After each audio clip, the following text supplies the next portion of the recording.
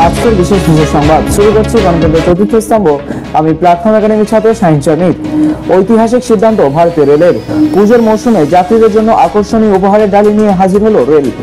যাওয়া ও আসার টিকিট একসঙ্গে কাটলে মিলবে 20% ছাড়। এই অফার শুধুমাত্র উৎসবের মৌসুমের জন্যই, তবে কিছু শর্ত দিয়েছে রেল, সেগুলি মানলেই এই ছাড় পাওয়া যাবে। এক যাত্রীকে নোংরা এবং অস্বাস্থ্যকর মাসুল দেওয়ার জের। ইন্ডিগোকে 1.5 লক্ষ টাকা জরিমানা করলো দিল্লির কনজিউমার ফোরাম। তারা জানিয়েছে ওই যাত্রীকে একাধিক সমস্যা এবং মানসিক যন্ত্রণার মধ্যে দিয়ে যেতে হয়েছে। তার জেরেই বিমান সংস্থাকে জরিমানা করা হয়েছে। 3 লক্ষের বেশি আদিবাসী মানুষকে জয় জোহার প্রকল্পে মাসে 1000 টাকা পেনশন করে দিচ্ছে রাজ্য সরকার। বিশ্ব আদিবাসী দিবসে আদিবাসী মানুষদের শুভেচ্ছা জানিয়ে এক্স হ্যান্ডেলে একথা জানালেন মুখ্যমন্ত্রী মমতা বন্দ্যোপাধ্যায়। ক্রমাগত ভূমিধসে বিধ্বস্ত দার্জিলিং এর বিস্তীর্ণ এলাকা। এবার নতুন করে ধস দেখা গেল 29 মাইল এলাকায়। তিস্তার গর্ভে তলিয়ে গেল 10 নম্বর জাতীয় সড়কের একাংশ। ক্রমাগত ভারী বৃষ্টিতে ধস নামল মিরিকেও। ক্রমাগত ধসে আগামী দিনে 10 নম্বর জাতীয় সড়কের অস্তিত্ব নিয়েও প্রশ্ন উঠেছে। ক্রমাগত ভারী এবং অতি ভারী বৃষ্টিতে মাটি ক্রমশ আলগা হয়ে যাচ্ছে। নতুন করে রাস্তা তৈরিতেও সমস্যা হচ্ছে বলে খবর। আরামবাগে দ্বারকেশ্বর নদের উপর ভেঙে পড়ল ব্যস্ততম রামকৃষ্ণ সেতুর রেলিং এর একাংশ। ঘটনাটি ঘটেছে শনিবার গভীর রাতে।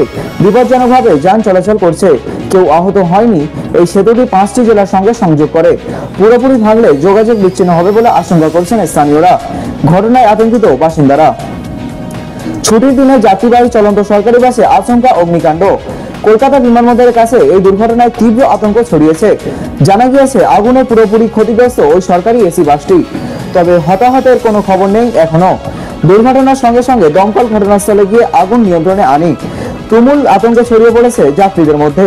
কিভাবে আগুন লাগলো চলন্ত বাসে এখনো বোঝা যায়নি বলে জানায় দমকল বিভাগ। তদন্তে নেমেছে পুলিশ।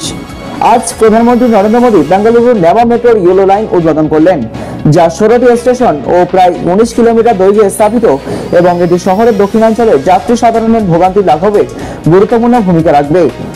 একই দিনে তিনি বেঙ্গালুরু বেলাগাভি বন্দে ভারত এক্সপ্রেস ট্রেন সহ 3টি নতুন বন্দে ভারত এক্সপ্রেস ট্রেনের শুভ সূচনা করেছেন, যা দক্ষিণ এবং উত্তর ভারতের বিভিন্ন মহানগরকে আধুনিক ও দ্রুত যোগাযোগ ব্যবস্থার মাধ্যমে সংযুক্ত করবে। ভারী বৃষ্টিতে বিপর্যস্ত রাজধানী, যার ফলে এক ধাক্কায় অনেকটা নামলো তাপমাত্রা। শনিবার দিল্লির সর্বোচ্চ তাপমাত্রা ছিল 26.4 ডিগ্রি সেলসিয়াস। জানা যাচ্ছে গত 34 বছরে আগস্ট মাসে রাজধানীর তাপমাত্রা 26-এর ঘরে নামেনি। 1976 সালের আগস্ট মাসের শেষবার রাজধানীর তাপমাত্রা নেমেছিল 25.3 ডিগ্রি সেলসিয়াসের ঘরে। ক্যাম্পাসে ইসরায়েল বিরোধী প্রচার এবং প্যালেস্টাইনকে সমর্থনের জের ক্যালিফোর্নিয়া বিশ্ববিদ্যালয়কে $100 কোটি ভারতীয় মূল্যে প্রায় 8,758 কোটি টাকা জরিমানার কথা ঘোষণা করল ডোনাল্ড ট্রাম্প সরকার। জরিমানা না দিলে ভবিষ্যতে বিশ্ববিদ্যালয়ের সমস্ত অনুদান বন্ধের হুঁশিয়ারি দেওয়া হয়েছে মার্কিন সরকারের তরফে। ভারতের সঙ্গে শত্রুতা যে পাকিস্তানের কতটা বড় গলার কাটা, ফের তার প্রমাণ মিলল। জানা গেল মাস দুয়েক ভারতের বিমানের জন্য নিজেদের আকাশপথ বন্ধ রাখার খেসারত ভালে দিতে হয়েছে পড়শি দেশকে। ক্ষতির পরিমাণ 127 কোটি টাকা। এইসব হিসাব দিয়েছে খোদ পাকিস্তানের জাতীয় সংসদ। তবে লোকসান সত্ত্বেও পাকিস্তান বিমানবন্দর কর্তৃপক্ষের সামগ্রিক রাজস্ব 2019 সালে $5,08,000 টাকা থেকে বেড়ে 2025 সালে $7,60,000 দাঁড়িয়েছে বলেই দাবি। সঞ্জু স্যামসং যে রাজস্থান রয়্যালস ছাড়ছেন সে নিয়ে আর কোনো জল্পনের জায়গা সম্ভবত রইল না। রবিচন্দ্রন অশ্বিনের ইউটিউব চ্যানেলে দেওয়া এক সাক্ষাতের সঞ্জু কার্যত বিদায় বার্তা দিয়ে গেলেন নিজের প্রিয় ফ্র্যাঞ্চাইজিকে। যুব ভারতীতে 5 স্টার পারফরমেন্স মোহনবাগানের।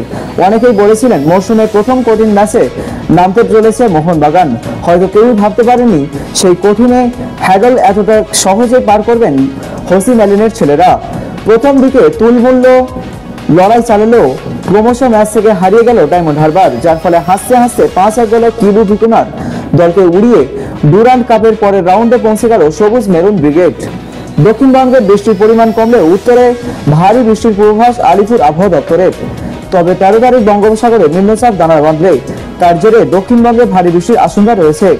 মঙ্গল ও বুধবার মৎস্যজীবীদের জন্য সতর্কতা জারি করা হয়েছে। আমরা আপনাদের কণ্ঠস্বর বাছাই করা সঠিক খবর পেতে রোজ চোখ রাখুন ঠিক সঙ্গে 7টায় প্ল্যাটফর্ম একাডেমির ফেসবুক পেজে। আবার দেখা হবে আগামীকাল ঠিক সঙ্গে 7টায়। সুস্থ থাকুন, ভালো থাকুন।